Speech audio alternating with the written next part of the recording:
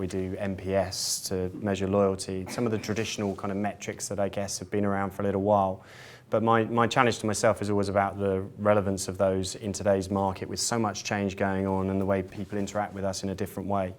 And they tend to be quite siloed and quite metric-based, quantitative stuff. So, we're looking at things around memorability, around relationship durability, which strikes slightly more at kind of the attitudes that customers have about their bank rather than just that individual moment in time. We're looking at effort as well, and not just kind of net effort, but the kind of perception of effort from a customer perspective. That question that's most important to us is, would you recommend this to your friend and family, to your single point of data now?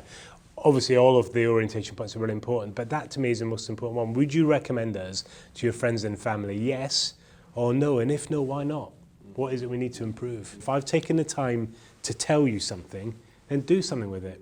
Don't ask me for feedback. And non-financial services organisations ask me for feedback all the time.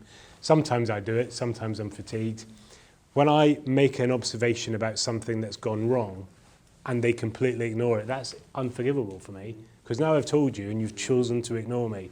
So we make it a really big point that we follow up on all of those comments.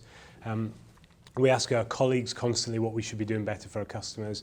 Mystery shop, every store has a mystery shop every week on a different subject, and the subjects range around a variety of different things. And one of the things that I was taught is about multi-method. You never rely on one source, you never rely on two sources, you've got a minimum of 3 sources. And so to hear people using multiple sources is just wonderful. And when those sources triangulate, then you think you're onto kind of something. And when they don't, then is that a measurement problem? Is it a source problem?